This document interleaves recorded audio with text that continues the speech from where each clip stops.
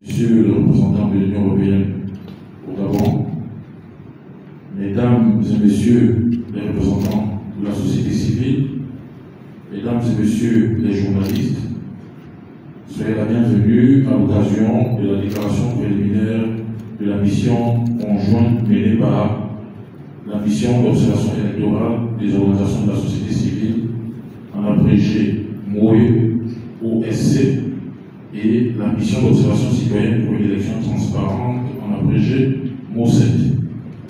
Avant de démarrer nos propos, nous tenons d'abord à remercier l'Union européenne pour son appui, pour son financement de la mission conjointe menée par les deux organisations que sont la MOE-OSE et la MOSET. Alors, le déroulement et la clôture. Madame la chef de mission. Ok. Désolé. Donc c'est plutôt le chef de mission de la MOSET qui va faire la déclaration préliminaire de tout ce qui a eu hier sur le terrain, notamment à l'occasion de l'ouverture, du déroulement et la clôture. Monsieur le chef de mission de la MOSET, nous sommes suspendus à vos lèvres. Merci. Monsieur le représentant de l'Union européenne, Monsieur le représentant de l'IDEA, sûrement des organisations de la société civile, chers invités, chers amis de la presse, je vais là vous faire le commencer de la déclaration de presse tenant lieu de la déclaration préliminaire. Élection des députés, des membres des conseils départementaux et des conseils municipaux 2025. Premier tour. Déclaration préliminaire. Clôture des opérations de vote. Hibiscus, le 28 septembre 2011, il est précisément 11h52. La mission d'observation des organisations de la société civile du Gabon, MOE-OSC, et la mission d'observation citoyenne pour une élection transparente, MOSET, regroupant plusieurs réseaux d'organisations de la société civile gabonaise, ont déployé une mission d'observation des élections législatives et locales 2025 dans le cadre d'une coordination commune.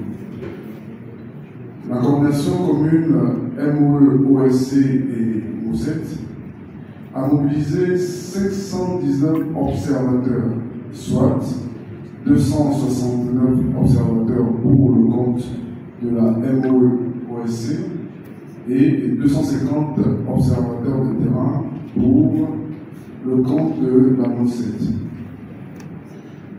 La MOE-OSC a bénéficié de l'appui du projet PACEM, financé par l'Union européenne et mis en œuvre par EGES.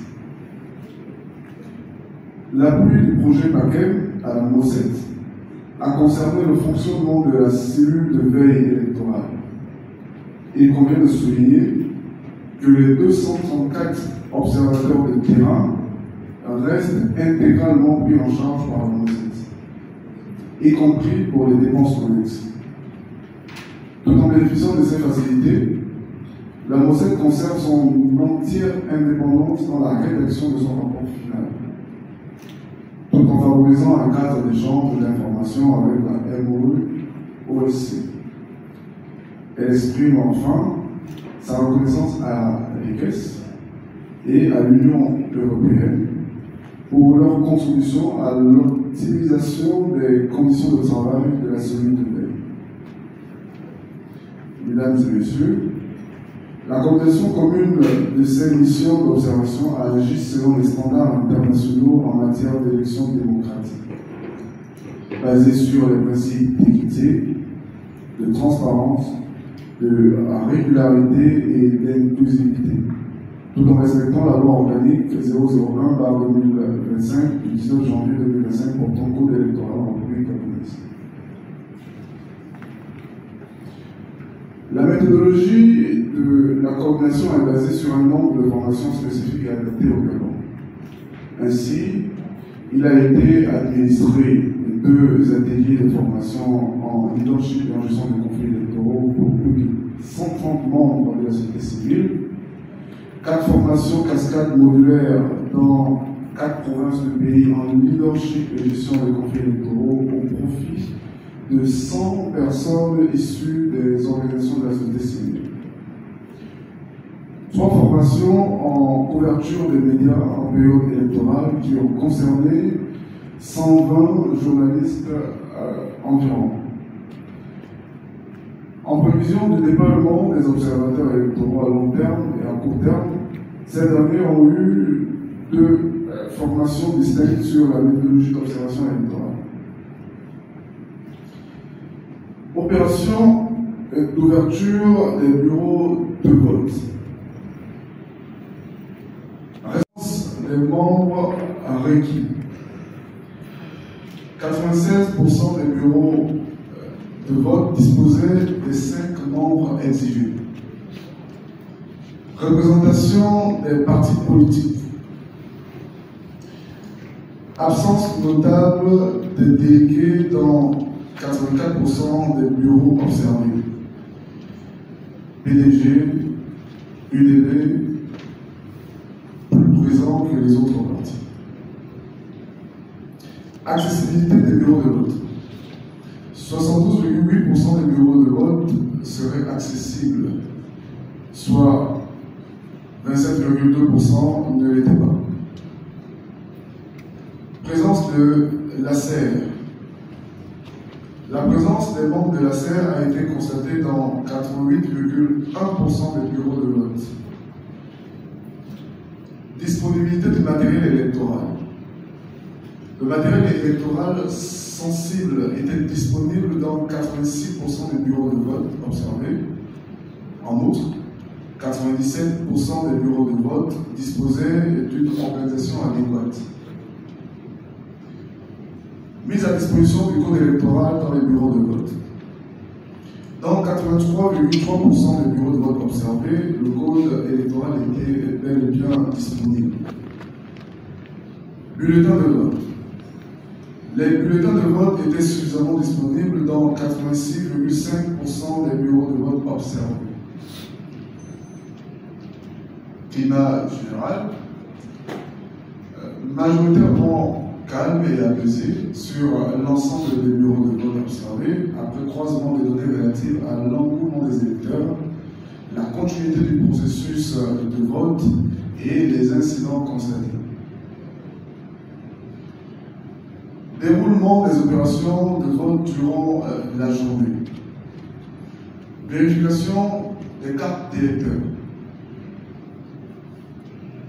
La vérification a été assurée à 98,1% dans les bureaux de vote observés. Disponibilité des bulletins. Les bulletins étaient bel et bien présents à 94,6% dans les bureaux de vote observés. Affluence. 41,3% des bureaux observés présentaient un flux important d'électeurs. Incidents isolés. Signalés dans environ 9,9% des bureaux de vote, notamment dans le 2e et le 3e arrondissement de la commune de Tours, et dans le centre de vote de l'école publique centre de Béthune. Représentation des candidats. Elle a évolué par rapport à la déclaration faite par la coordination de la mission et de l'émission conjointe en matinée. Elle passe désormais à des nouvelles données au cours de la journée. On note ici pour le compte du PDG 73,4% de représentation dans les bureaux de vote. UDB 65,9% de représentation dans les bureaux de vote. l'Union nationale 40,7% et le RPR 35,3%. Accès des personnes à mobilité réduite au bureau de vote. L'accès a été rendu possible dans 56,1% des bureaux de vote observés. Présence des membres de la CER, confirmée dans 84,7% des bureaux de vote observés, gage d'un contrôle de scrutin. Secret du vote, respecté dans 93,1% des bureaux de vote observés. Urne visible et disponible dans 99% des bureaux observés. Activité de campagne observée dans environ 5% des bureaux de vote observés. Respect des procédures. Pas d'influence sur les électeurs dans 97,6% des bureaux observés. Présence d'autres observateurs. La présence d'autres observateurs a été constatée dans 98,6% des bureaux de vote observés. Leur accès au bureau de vote a été facilité dans 94,9%. Clôture du scrutin. De la fermeture des bureaux de vote. Sur l'ensemble des bureaux de vote, 63,4% enfermés en retard et 24,4% enfermés à l'heure et enfin 12,2% enfermés plutôt pour des raisons diverses. Sur l'ensemble des bureaux, 43,8% des électeurs ont voté après 18 heures. Opération de dépouillement. Sur l'ensemble des bureaux de vote, 86,9% ont démarré les procédures immédiatement après la fermeture du bureau de vote. Dans 97,7% des bureaux de vote, le président a ouvert publiquement l'urne des législatives. Dans 97,7% des bureaux de vote observés, le président a ouvert publiquement l'urne des locales. Dans 97,7% des bureaux de vote observés, les 8 procès-verbaux ont été établis à la fin du dépouillement pour chaque type de scrutin. Sur l'ensemble des bureaux de vote observés, 86,9% des représentants des partis politiques ont reçu un exemplaire de procès-verbal pour chaque scrutin, tandis que 9,9% n'ont pas reçu d'exemplaire. Dans 89,2% de bureaux de vote, les résultats des législatives ont immédiatement été annoncés au public par bureau de vote. Dans 89,2% de bureaux de vote, les résultats de scrutin au local ont été immédiatement rendus publics dans les bureaux de vote par les différents présidents du bureau de vote. Dans 83,8% des bureaux de vote, un exemplaire de procès-verbaux des législatives a été affiché à l'extérieur des bureaux de vote. Dans 82,3% des bureaux de vote, un exemplaire des procès-verbaux des élections locales a été affiché à l'extérieur des bureaux de vote. Problème et irrégularité possible. Dans 4,6% des bureaux de vote, le dépouillement a été perturbé par une grande présence du public à l'intérieur du bureau de vote. Dans 13,1% des bureaux de vote, le dépouillement a été perturbé par un manque d'organisation. Dans 2,3% des bureaux de vote, il a été observé des éléments probants de manipulation de la liste d'émargement, des résultats ou des procès-verbaux.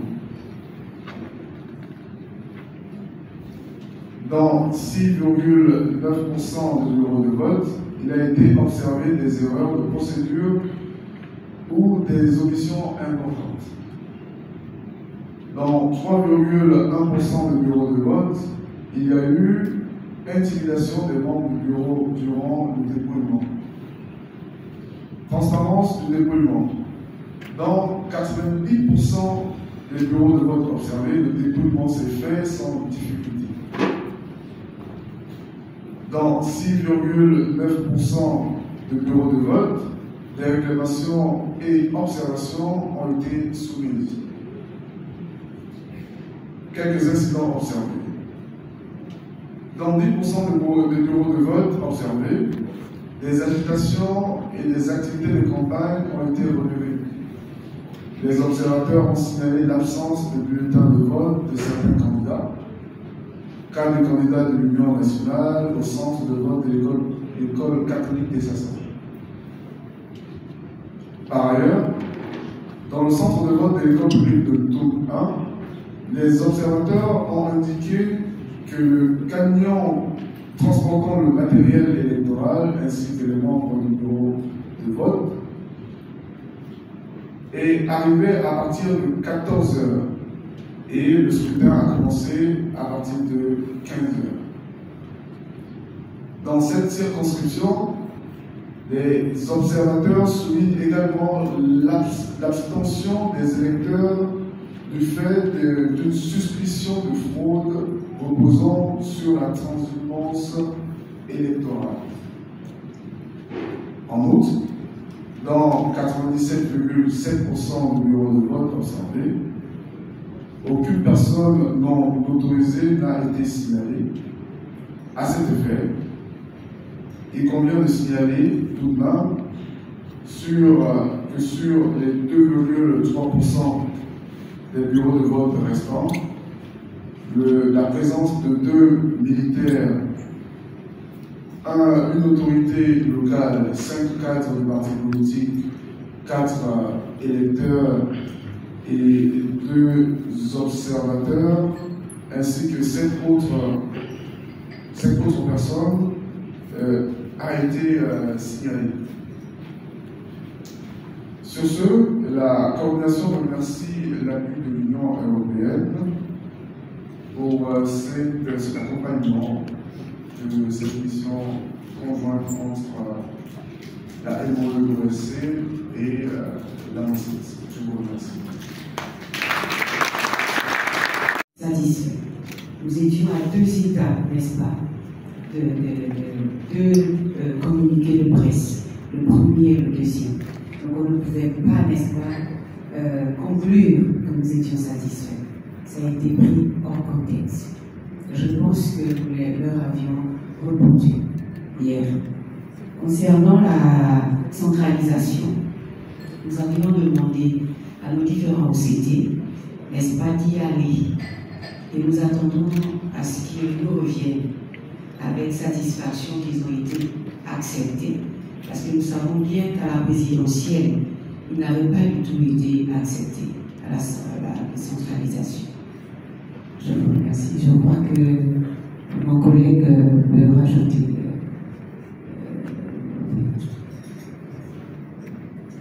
Bon, je pense que l'essentiel a été dit.